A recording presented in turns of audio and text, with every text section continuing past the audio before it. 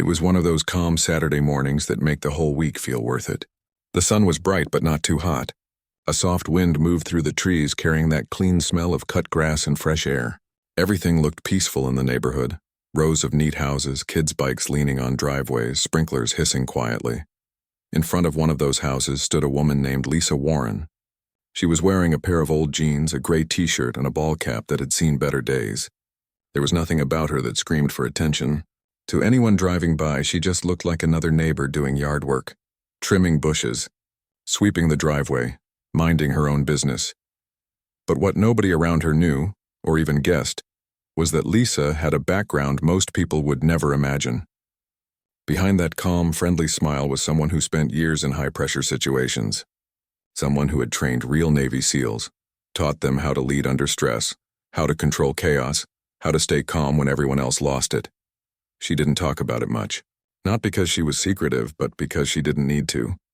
Lisa had learned a long time ago that the strongest people don't need to prove it. They just live it quietly. Her husband, Mark, knew, of course. He often said she was the kind of person who could make a room full of commandos listen, and at the same time, help an anxious neighbor fix a broken fence without making them feel small.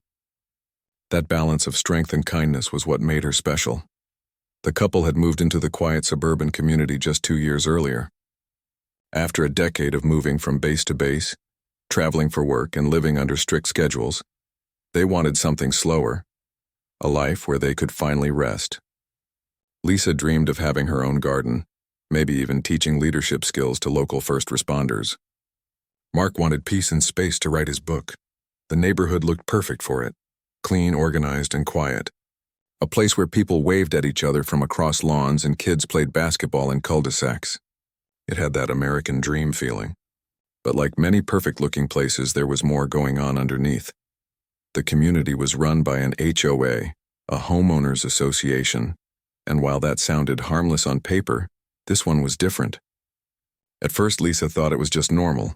Monthly meetings, small rules about lawn care, parking, and property upkeep. But slowly, she started noticing something off.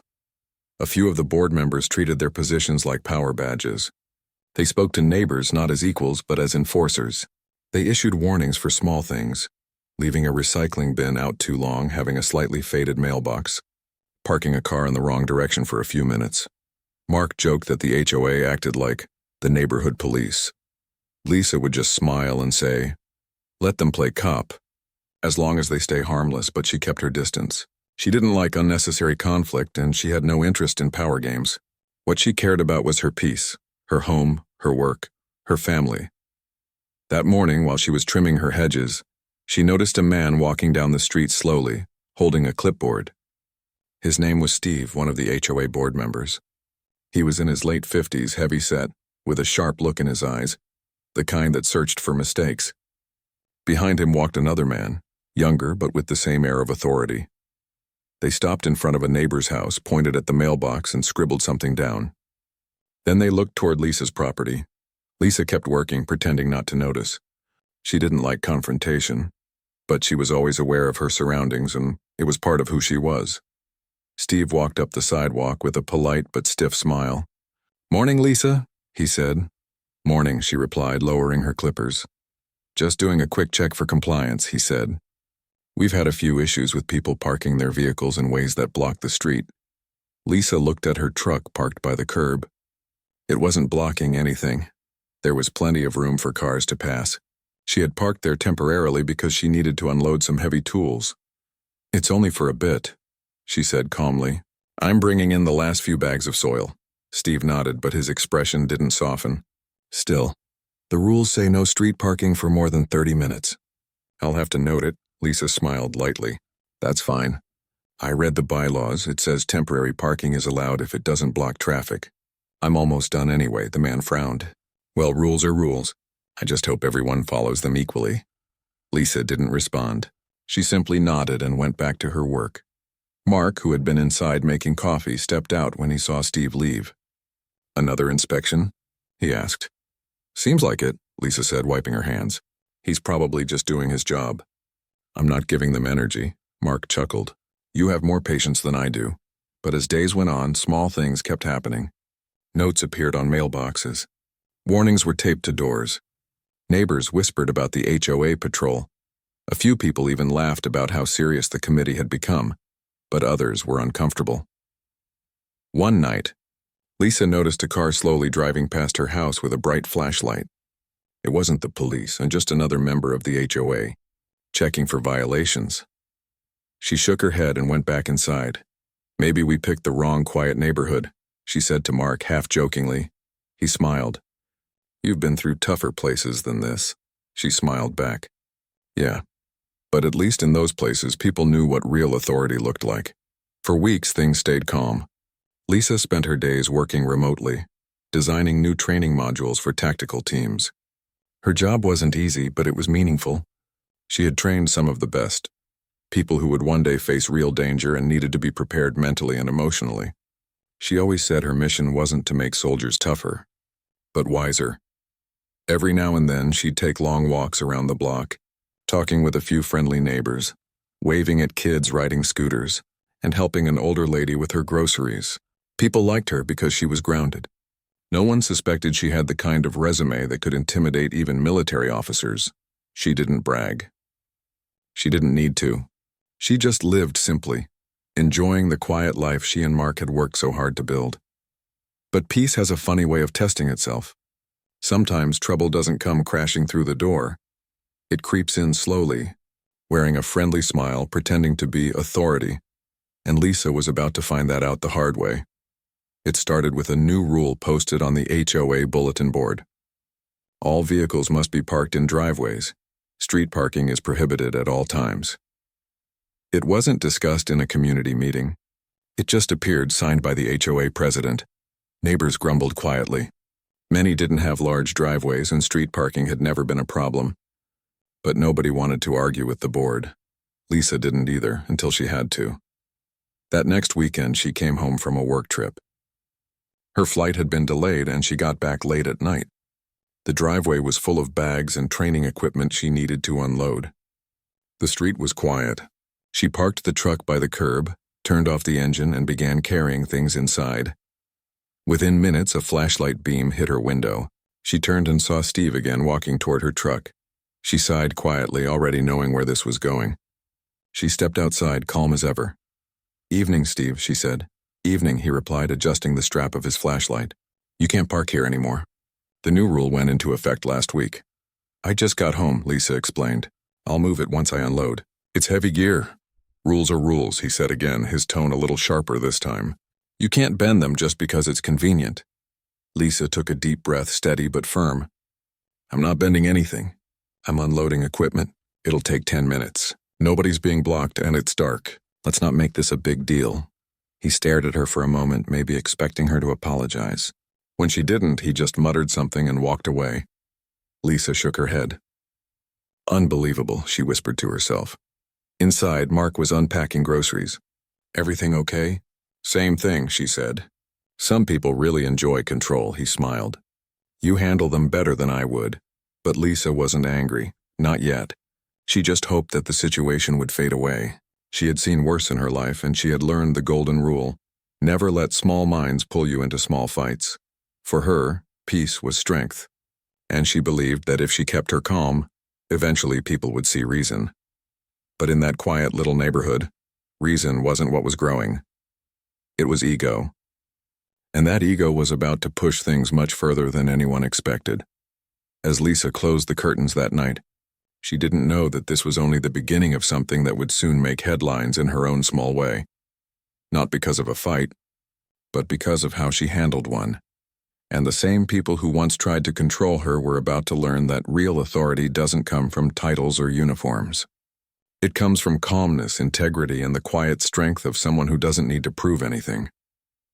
Days passed quietly after that night, or at least they seemed to. The weather grew warmer and the air in the neighborhood had that mix of cut grass and summer barbecue. Kids were out more, dogs barked from fenced yards, and people waved to each other as if life was perfectly normal. Lisa tried to let the whole parking issue go. She wasn't the kind of person who held grudges. She woke early each morning, brewed her coffee, and sat on the porch as the sun came up. That porch had become her thinking spot. the one place where she could breathe and remind herself that peace was a choice. Mark often joined her there, coffee in hand. "You're quiet today," he said one morning, glancing at her. "Just thinking," she said softly. "Sometimes I wonder if some people just need something to control.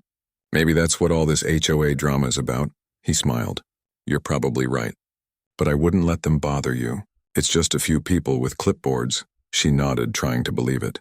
But deep down, she could sense something changing, a shift in the air, like the calm before a storm. Over the next few days, the HOA committee started moving differently. It wasn't just about parking anymore. It was like they were on a mission to make everyone feel watched. They called it maintaining community standards. But to most people, it felt more like surveillance. Steve and two other men, one tall, one quiet, began walking the neighborhood almost every evening. They wore matching navy vests that read "Neighborhood Security" in bold white letters. They even carried radios and small flashlights clipped to their belts. Lisa watched them one evening from her window, shaking her head slightly. "They really went all in," she muttered. Mark walked over. "Are those the same guys from the HOA board?" "Yep," she said. "They've turned into their own patrol. This is going to make people nervous." Sure enough, it did. A few neighbors started complaining quietly. One woman down the street said they took pictures of her car. Another said they knocked on her door at 9 p.m. to ask about a noise complaint that didn't even exist. Lisa didn't like gossip, but she listened, because listening was part of how she learned people. Her instincts told her these men weren't dangerous, just overconfident. They were enjoying the idea of having authority, without understanding the responsibility that came with it. She'd seen that same behavior many times before, in recruits, trainees, even officers. Some people wore power like armor. Others carried it quietly like a weight they respected. Lisa had always been the second kind. One afternoon, she was unloading groceries when she heard a sharp whistle behind her. She turned to see the tall man. His name was Rick, standing near her driveway. "Hey, Lisa," he called, waving his clipboard. "Quick thing." She set down a bag and smiled politely. "Sure, what's up?" "Your grass is an inch too high," he said. "It needs to be cut to regulation height." Lisa blinked, half amused. "Regulation height?" He nodded seriously. "It's in the community maintenance guide. We're checking everyone's yard this week." "I'll mow it this weekend," she said calmly. "It's been raining. The soil's too soft today." He scribbled something on his paper. "Okay, but I'll have to mark it for follow-up." She laughed softly, not mocking him, just surprised by how far this had gone. "You do that, Rick." When he left, Mark came outside and raised an eyebrow. "What was that about?" "Apparently the grass is too tall," she said, shaking her head. "I think these guys just need a real job." They both laughed. But Lisa couldn't ignore the uneasiness under it. That evening, she sat on the porch again, watching the patrol car. Yes, now they even had one. Slowly cruise by. It wasn't a real police car, but it had magnetic decals that said Community Watch and flashing amber lights. It was ridiculous, but it also made the neighborhood feel tense. Kids didn't play outside as much anymore. Neighbors waved less. People were afraid of getting a letter or a fine for something small. Lisa knew that kind of fear. Well, the quiet fear that grows when people in charge forget why they were given authority in the first place. She decided to attend the next HOA meeting. It was held in the clubhouse, a simple building with folding chairs, a snack table, and a whiteboard that said community updates. When Lisa arrived, there were about 20 people there. Most looked annoyed but hesitant to speak. The president, a short man with gray hair and a serious face, stood at the front. Steve and Rick sat on either side of him, wearing their vests proudly. Lisa took a seat near the back. She didn't plan to speak unless she had to. The meeting started with updates about landscaping, maintenance fees, and an upcoming community picnic. Everything sounded routine until Steve stood up and started talking about security operations. He showed slides of cars parked on the street, garbage cans left out overnight, and other violations. Then, he proudly mentioned that their neighborhood safety team had conducted 42 patrols in the last month. Lisa could see people shifting uncomfortably in their seats. Older woman finally raised her hand. "Steve, with all due respect, do we really need all this? It feels a bit intense. This is supposed to be a friendly community, not a police zone." Steve smiled tightly. We're just keeping things safe. You'd be surprised how many small issues can turn into bigger problems. Lisa's patience thinned. She raised her hand. Lisa Warren, she said when he nodded toward her. Just a quick question. Are these patrols officially approved by the HOA board? Or are they just volunteer efforts? Steve looked slightly thrown off. Well, the board supports them. Did the residents vote on it? He hesitated. No, but then it's not official, Lisa said calmly. And if it's not official, it might be a liability issue. You're walking around with radios, lights, and what looks like enforcement badges. If someone mistakes you for law enforcement, that could cause problems for everyone, not just you. The room went quiet. Mark, sitting near the back, watched her with a proud little smile. Steve cleared his throat. We're just doing what's best for the community. I'm sure you believe that, Lisa said kindly. But safety and control aren't the same thing. When people start feeling watched instead of protected, it stops being about safety. A few people clapped quietly. Others nodded. The president quickly moved the meeting along, clearly uncomfortable with the tension. When it ended, several neighbors came up to thank Lisa. I'm glad someone finally said something, one man whispered. She smiled. We just have to remind them this is a neighborhood, not a base. As she walked out, Steve called after her. Lisa, you've got a strong opinion about this stuff. Ever think of joining the board? She turned and smiled faintly. No, thank you. I've spent enough time managing people with authority. He didn't quite get the layered meaning in her words. For a while after that, things cooled down. Maybe her words had made them think. Maybe they were embarrassed. Either way, the patrols became less visible. People started relaxing again. But peace, as Lisa knew too well, is rarely permanent. One afternoon, she was on a work call in her office when Mark came in. He looked uneasy. You might want to see this, he said. She followed him to the window. Out front, Steve and Rick were standing next to her truck again, taking photos with their phones. Lisa sighed, set her coffee down, and walked outside. Something wrong, gentlemen? She asked politely. Steve straightened up. We're documenting another violation. Your truck's parked on the street again. I just washed the driveway, Lisa explained. It's still wet. I moved the truck for a few minutes. The rule's clear, he said. No street parking at any time. Lisa crossed her arms gently, her voice calm but firm. Steve, you know this is getting a bit personal now. You've taken pictures of my property before and I've let it slide. But you can't keep doing this. It's harassment, his expression hardened. We're enforcing the rules equally. Then maybe start with the cars down the block, she said, motioning to two other vehicles parked the same way. He didn't answer.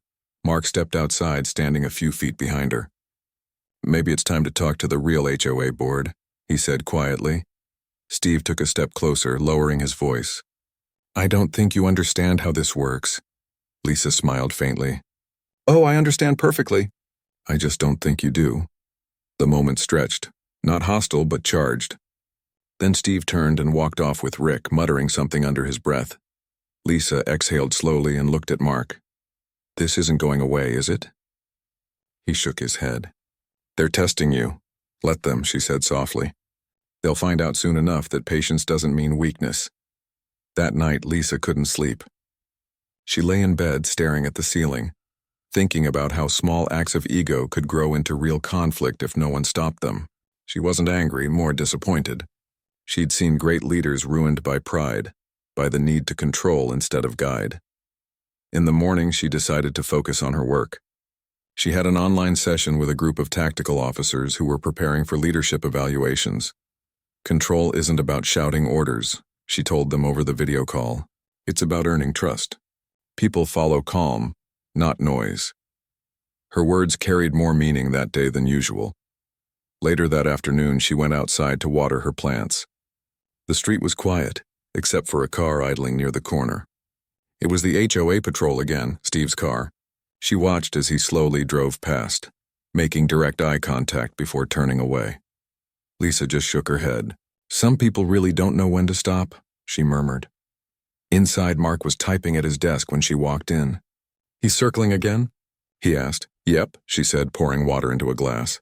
He's not dangerous, just lost in the idea of power. She smiled faintly. You know what the irony is? I train real soldiers, people who risk their lives. and they show more humility than these guys guarding mailboxes. Mark laughed softly. Maybe you should give the HOA a leadership seminar. Maybe I should, she said, half joking. But as evening came, the tension that had been building quietly for weeks reached its peak. Lisa didn't know it yet, but the next encounter would change everything. Not because she did anything wrong, but because calm people make insecure ones nervous. And that night, as the streetlights came on and the crickets started their slow chorus, Lisa stood on her porch sipping her tea, thinking how strange it was that the smallest places sometimes revealed the biggest lessons about human nature. She didn't know that by the end of the week, those lessons would become very public, and that the people trying to intimidate her would end up learning exactly what real control looked like. The week started quietly, but there was something uneasy in the air, like a still lake that hid a strong current underneath. The days were bright, but even the sunlight felt heavier somehow. People in the neighborhood were polite as always, yet everyone seemed to move a little faster, talk a little less, glance over their shoulders a little more. Lisa could feel it too. She went about her days as normal, watering her garden, checking emails, and calling her trainees, but she knew things were slowly reaching a point of no return. The HOA security team had stopped pretending to just observe. Now they were acting like they had authority. One morning, Lisa got an email from a neighbor named Carla. The subject line read, "You might want to know about this." The message was short and nervous. "They were in front of your house again last night. They were talking about your truck. I don't know what they're planning, but it doesn't look good." Lisa sighed, then smiled faintly. "So this is where it's going," she said quietly to herself. Mark looked up from his laptop. "Another email?" "Yep. Seems the neighborhood watch can't get enough of our driveway." He frowned. "You want me to talk to the HOA board again?" She shook her head.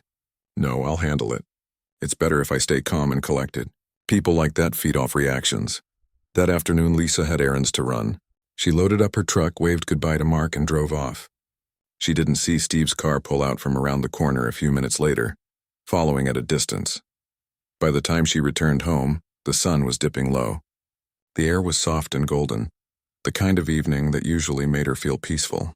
She parked her truck along the curb again to unload groceries, just for a few minutes. She was halfway through carrying bags inside when she heard the sound of heavy footsteps behind her. She turned to see Steve and another member of the HOA team, the tall one, Rick, walking toward her quickly. Both had their vests on, radios clipped to their belts. "Evening, Lisa," Steve said, his tone firm. "Evening," she replied, staying calm. "You're in violation again," he said, nodding toward her truck. "We've told you about the street parking." Lisa set down the grocery bag on the tailgate. "I'll move it in a few minutes," she said evenly. "I just got home." "That's not how it works," he said. "We've got rules." "I understand the rules," she replied. "I also understand they don't override common sense. This isn't hurting anyone." Rick folded his arms. "You always have an excuse." Lisa looked at him quietly for a moment, then smiled faintly. "You know, I train people who deal with real authority. They understand how to use it properly. Maybe that's what's missing here." Steve's face tightened. "Are you saying we don't know what we're doing?" Lisa took a breath, still calm. "I'm saying that enforcing rules is one thing. Respecting people is another." The air between them grew still. A couple of neighbors peeked through their blinds, sensing tension. Nobody wanted to get involved, but everyone could feel the weight of the moment. Mark stepped outside after hearing the voices. "Everything okay?" he asked, his voice steady. "It's fine," Lisa said softly. "We're just having a chat." Steve took a small step closer, his voice lower now. "We're tired of the back talk. You think you're above the rules." Lisa didn't flinch. Her posture didn't change, her voice didn't rise. "No," she said. "I just think rules shouldn't replace respect." For a second, Steve seemed unsure what to do next. His hand hovered near his belt where his flashlight was clipped, as if he wanted to assert control somehow. But something in Lisa's eyes made him hesitate. There was no fear in her gaze, just stillness, confidence, and something deeper that he couldn't name. In that silence, Mark stepped forward slightly. "Look," he said, "she'll move the truck. There's no need for this to turn into a standoff." Steve exhaled through his nose and looked away. "Fine," he muttered finally. But this goes in the record. Lisa smiled lightly. Make sure to spell my name right. Rick gave a half laugh, half scoff as they walked back toward their car. As they drove off, Mark turned to her. You handled that well, Lisa shrugged. I've had worse confrontations. Just usually with people who actually know what they're doing. He chuckled. You think they'll stop now? She gave a small, knowing smile. No, but they'll show who they are soon enough. That night, the neighborhood group chat lit up. Someone had posted about the incident, describing how the security patrol was getting out of hand. The comments rolled in fast, people expressing frustration, fear, and confusion. Lisa didn't say anything. She just read quietly. She knew these kinds of moments had a way of revealing character, who stood for what, who stayed silent, and who enjoyed watching chaos. The next day, the HOA sent out a notice to all residents. It read, effective immediately, all HOA security volunteers are authorized to ensure compliance with community parking regulations. Residents must follow directives given by the HOA safety team. Mark read it out loud, shaking his head. Authorized by who? Lisa smiled faintly. Themselves. She leaned back in her chair. You know what's funny? They're trying to act like authority figures, but real authority isn't taken. It's earned. She went back to her laptop, but her calm was only on the surface. Inside, she was alert. She'd seen enough in life to know when things were heading in a bad direction. 2 days later, that direction became clear. It was early evening again. Quiet, golden light stretching across the street. Lisa was working in the garage, cleaning her tools and organizing supplies. The garage door was open, music playing softly from a small radio. She heard a car door slam outside, followed by low voices. She didn't look up immediately, and not until she heard someone calling her name. Lisa! She turned. It was Steve again, standing in the driveway with 2 other HOA volunteers. Can I help you? She asked, wiping her hands on a towel. We received another report about your vehicle, Steve said, holding a clipboard. Lisa looked over at the truck parked neatly by the curb. That's strange, she said. Because it's parked perfectly fine. Steve's tone grew sharper. You're testing the limits. We told you this can't continue. Lisa straightened up slowly, her expression calm but firm. Steve, I think you need to take a breath. You're treating neighbors like suspects. That's not your job. Rick stepped forward slightly. We're just doing what's right. No, Lisa said gently. You're doing what feels powerful. The air grew tense again. Mark came out from the house when he heard the exchange. Let's not do this here, he said. You've made your point, but Steve didn't leave. He looked at Lisa with a mix of frustration and insecurity, as if her calmness itself was a challenge he couldn't win. Lisa could see that emotion clearly. She had seen it before, in training sessions, in heated rooms where authority met confidence. She knew what was coming next even before it happened. One of the men reached for something at his belt and his radio and held it up as if to call for backup. The sound startled a few neighbors who had come out to watch. Lisa raised her hand slightly. That's enough, she said, her voice low but steady. The sound of her voice cut through everything, the murmurs, the tension, even the small noises of the street. There was something commanding about it, not loud, not angry, but certain. Steve froze for a moment, his radio halfway up. Lisa took a slow step forward, her eyes steady. Listen, she said quietly. We all live here. You have a choice right now. You can keep pushing this and make things worse for everyone, or you can stop and remember we're neighbors, not enemies. There was a long silence. The kind of silence where everyone's waiting to see who blinks first. Then slowly, Steve lowered his hand. We're just doing our job, he said, his voice quieter now. Lisa nodded. Then do it responsibly, the moment broke. The men stepped back, muttering something about reports and documentation, before getting into their car and driving away. Mark exhaled, rubbing his forehead. That was close, Lisa gave a small smile. No, that was predictable. He looked at her.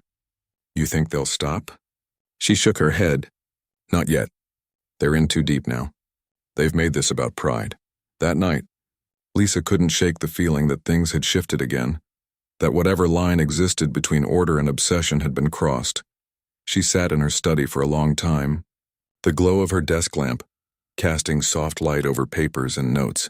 She wasn't afraid, but she was disappointed, not just in them, in how easily people could forget kindness when given even the smallest taste of power. Before bed, she stepped outside onto the porch. The air was cool, the street empty. She could see her reflection faintly in the window. Calm, steady, unshaken. Mark joined her, wrapping an arm around her shoulders. "You okay?" he asked softly. She nodded. "Yeah. I just wish people understood that real strength isn't about control. It's about restraint," he smiled. "You've always believed that." She looked out at the dark street. It's the only way to stay human. As the porch light flickered gently in the breeze, Lisa didn't know that what had just happened wasn't the end. It was the turning point. Soon, the story of that quiet little street would spread far beyond their neighborhood, and when it did, people would remember not the men who tried to act powerful, but the woman who showed them what real power truly looked like, calm, steady, and unshaken, even when others lost control. The morning after the tense encounter, the air felt different. The neighborhood looked the same, calm, sunny, quiet, but something had changed. People were talking more in small groups, whispering near mailboxes, glancing at each other as if they all knew something big had happened. Lisa noticed it as soon as she stepped outside to water her plants. Two of her neighbors across the street stopped talking the moment they saw her and gave her a small, supportive wave. It was the kind of wave that said, "We heard what happened, and we're on your side," she smiled back politely. Even though she didn't want to be the center of any neighborhood gossip, Mark came out a few minutes later with 2 mugs of coffee. He handed one to her and leaned on the porch railing. "You've got fans now," he said quietly. She gave him a half smile. "I don't want fans. I just want peace." He nodded. "Yeah, but peace seems to make some people uncomfortable." They both knew who he meant. A few hours later, an official-looking letter appeared in their mailbox. It had the HOA logo printed at the top. Lisa opened it at the kitchen counter while Mark made lunch.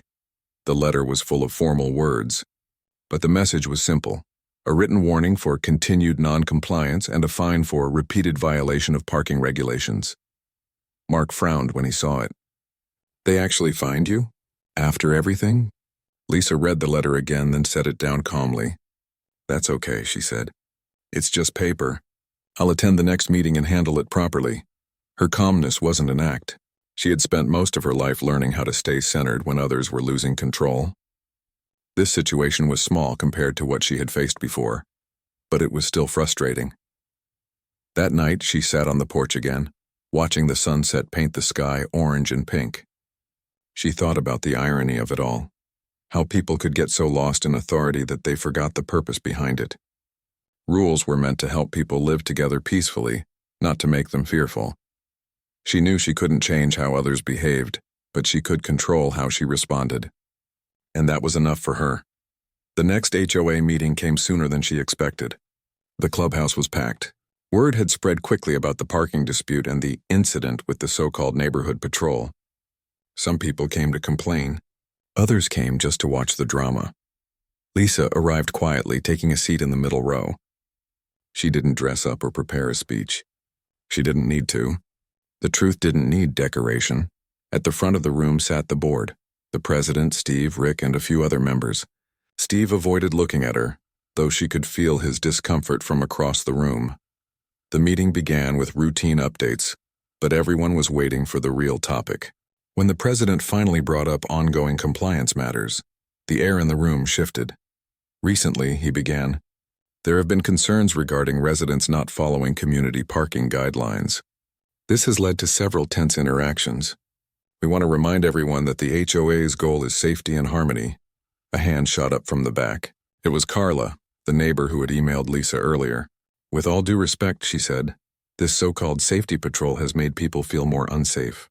They're acting like police. Who gave them that power?" Murmurs filled the room. The president looked uncomfortable. "We were simply—" Lisa raised her hand gently and the room quieted. "I'd like to speak," she said. The president nodded reluctantly. "Go ahead." Lisa stood up slowly. Her voice was calm, clear, and steady. "I've lived in many places," she began. "I've seen leadership done well and leadership done poorly. And what I've learned is this: when rules become more important than people, something's gone wrong." She paused, letting the words sink in. "I don't blame anyone here," she continued. "I think most of you genuinely want to keep the neighborhood safe. But that doesn't mean we turn on each other. It doesn't mean we act out of pride or fear.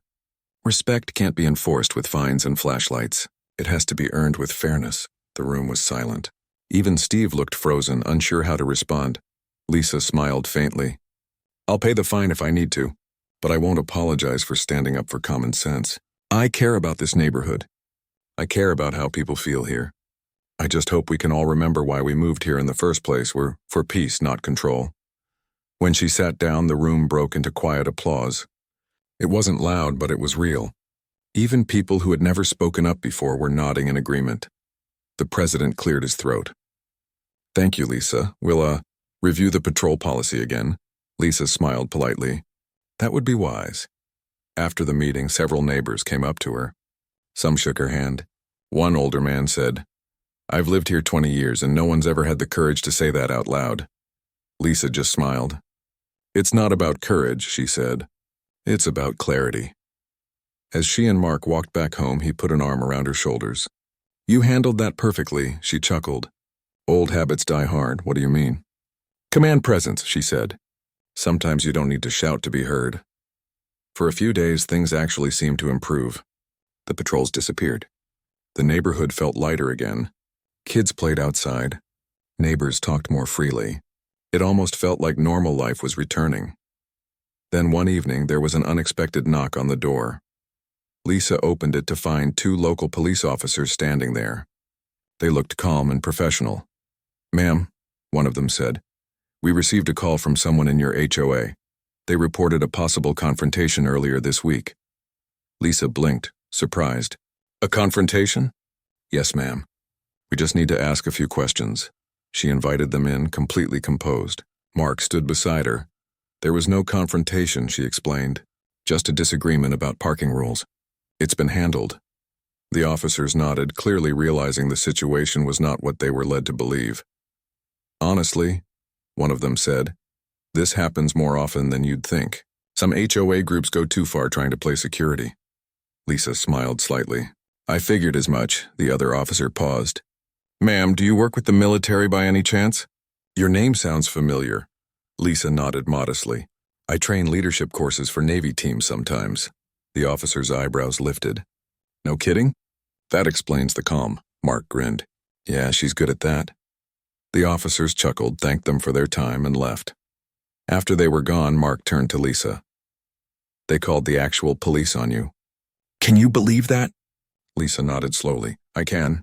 People who act out of insecurity will always try to get back up. It's what happens when they feel their control slipping. She wasn't angry. She was tired, and not physically, but emotionally.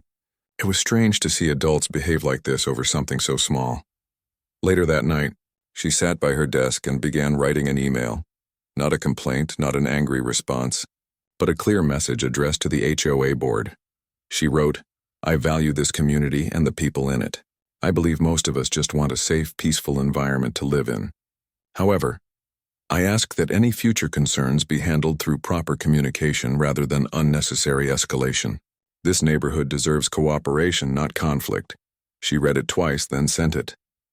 The next morning, she received a reply, short but apologetic. The board admitted that things had gotten out of hand and that they would be reevaluating the HOA's volunteer patrol program. For the first time in weeks, Lisa felt a sense of relief. Maybe finally things were settling down, but what she didn't know was that the story had already started spreading, not through gossip this time, but through the local news.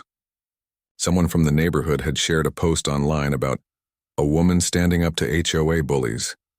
It got shared hundreds of times. By the end of the week, people from nearby towns were talking about it. Some even sent her messages of support. A few reporters reached out wanting to know more. Lisa didn't want attention. She wasn't looking for fame. But she realized something. Maybe her story could help others who felt powerless in their own communities. When one small-town radio host asked if she'd share her experience, she agreed, but only if they focused on the lesson, not the drama on air. She spoke calmly, the same way she always did. I don't want to shame anyone, she said. I just want people to remember that leadership isn't about control. It's about care. Whether it's a neighborhood, a workplace, or a military team, and it's all the same. The moment you forget the people, you've already failed the mission. Her words resonated with listeners. Messages poured in from people who'd had similar experiences. Neighbors, teachers, even small business owners. Mark smiled as he read some of them. "You started a movement without even trying," Lisa laughed softly. "I didn't start anything. People just needed to be reminded of their own voice." As days turned into weeks, peace truly did return to the neighborhood. The HOA replaced its security team with a regular community liaison, someone trained to handle concerns respectfully. Steve and Rick quietly stepped down from their roles. Lisa didn't celebrate. She didn't post about it or brag. She just went back to her normal life, tending to her garden, walking in the mornings, and teaching leadership with the same steady grace she always had. One afternoon, she got a note in her mailbox. It wasn't official, just handwritten on plain paper. It said, "You taught me something important. Real strength is quiet. I'll remember that." There was no name, but she didn't need one. She knew exactly who it was from. She smiled softly and folded the note, placing it inside a book on her shelf. That evening, as the sun dipped low and the street glowed with soft amber light, Lisa sat outside again with her tea. Mark joined her as always. "You know," he said, "you could write a book about this." Lisa smiled. "Maybe, but I think the story already told itself." He looked out at the quiet street. "Do you ever miss the work you used to do? The training, the travel?" "Sometimes," she admitted. "But I like this kind of mission better. Teaching people without them even realizing it," he smiled. "You've always had that gift," she nodded. "I just wish people understood that being strong isn't about being loud. It's about being steady, even when everything around you is shaking." The breeze rustled the trees gently. The neighborhood was calm again, and somewhere inside that peace, Lisa found exactly what she'd been looking for when they first moved there. Not silence, not perfection, but balance. Because real authority, she realized, was never about power at all. It was about presence, the kind that doesn't need to prove itself. And that was something no HOA rule, no clipboard, and no fine could ever take away. A few months had passed since the incident that changed everything in the neighborhood. Life had finally settled into something calm again. The air felt lighter. The evenings were peaceful.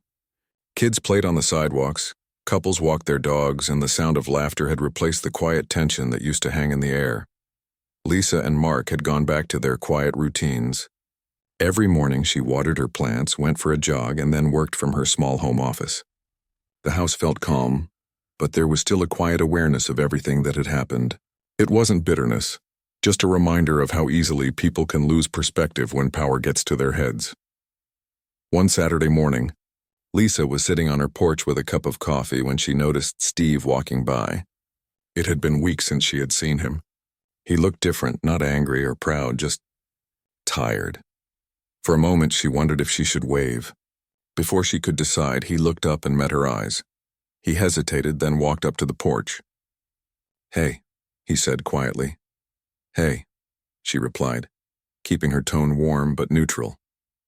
"I owe you an apology," he said after a pause. "For everything. I really messed up." Lisa looked at him for a long moment. His voice was sincere. The bravado he once carried was gone. He wasn't trying to justify anything.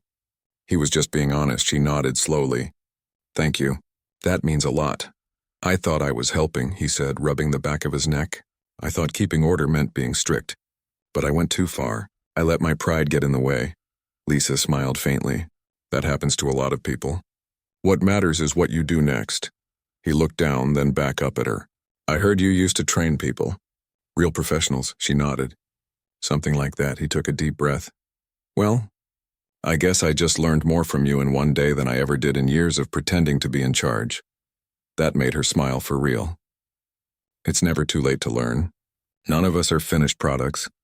He nodded, gave a small wave, and walked away. It wasn't a dramatic moment, but it was real. Two people who finally understood each other. Later that day, Mark came home from running errands. "Was that Steve I saw leaving?" he asked. Lisa nodded. "He came to apologize." Mark raised his eyebrows. "Seriously?" "Seriously," he grinned. "Guess he finally figured out who he was dealing with." Lisa chuckled. "Maybe. But I think he figured out something more important. How to see people instead of problems." That evening, they had a neighborhood barbecue at the park. It was something the HOA used to organize every summer, but they hadn't done it in over a year because of all the tension. This time it felt different, more relaxed, more genuine. People brought food, shared stories, and laughed. Kids ran around with sparklers while music played softly from a speaker near the picnic tables. For the first time in a long while, it felt like a real community again. Lisa walked around greeting people, helping set up tables, and checking on the grill. She wasn't the center of attention, but people gravitated toward her anyway. They asked her advice on small things: how to handle disagreements, how to talk to the HOA board, how to keep calm when things got heated. She answered each question with the same quiet patience. At one point, the HOA president stood up and tapped his glass. "I just want to thank everyone for coming out tonight," he said. "And I especially want to thank Lisa for reminding all of us what this place is supposed to be about. Respect, understanding, and being good neighbors." People clapped and cheered. Lisa smiled politely, though she didn't like being in the spotlight. She appreciated the gesture, but she didn't need the recognition. After the crowd settled, she found a quiet bench by the playground. Mark joined her, holding 2 sodas. "You know," he said, sitting beside her, "you really changed this place." She shook her head. "I didn't change anything. People just remembered who they are." He looked at her thoughtfully. "You've always been that way. You don't push people, you just lead by example." Lisa looked out at the families laughing under the string lights. "That's the only way leadership really works," she said softly. "If you have to shout to be heard, you've already lost the message." Mark smiled. "You should teach that lesson everywhere, not just to Navy teams," she laughed quietly. "One neighborhood at a time is enough for me." The night went on with soft laughter and the smell of grilled food drifting through the air. For once, no one was arguing about rules or parking spots. There was only community. A few weeks later, Lisa received an envelope in the mail. It wasn't from the HOA this time, it was from the city council. Inside was a short letter thanking her for helping restore peace and cooperation within the lakeside community. They even invited her to speak at a local leadership event. She smiled as she read it. It wasn't about awards or attention. It was about sharing something real, something useful. When she told Mark, he laughed. "You're going to be a celebrity around here." Lisa rolled her eyes. "Hardly. I'll just tell the truth and hope it sticks." The day of the event, she stood in front of a small crowd at the community center. There were local leaders, teachers, and even a few young people sitting in the front row, eager to listen. She didn't use notes or slides. She just spoke from the heart. "Sometimes," she said, "we think power means control, but real power comes from calm. It comes from knowing who you are and treating people with respect, even when they don't deserve it yet." She looked around the room, meeting each pair of eyes. "When we moved into our neighborhood, I wanted peace. I thought peace meant quiet. But I learned that real peace doesn't mean silence, it means understanding. It means learning how to listen without fear." There was a soft murmur of agreement from the audience. "One small neighborhood taught me something I thought I already knew. You don't need a title to lead. You don't need to be in charge to make a difference. You just need to care enough to stay calm when everyone else loses balance." When she finished, the room gave a warm round of applause. It wasn't loud or dramatic, it was genuine, like the quiet respect people give to someone they truly admire. Afterward, several people came up to thank her. One young woman said, "I've been scared to speak up at work, but hearing you today made me realize I can do it without being rude or angry. I just have to be steady." Lisa smiled. "That's the secret. Calm doesn't mean weak. It means in control." That night, as they drove home, Mark glanced at her. "You know, that was really powerful." Lisa smiled softly. "It wasn't meant to be. It was just honest," he nodded. "That's why it worked." When they got home, the street was quiet again.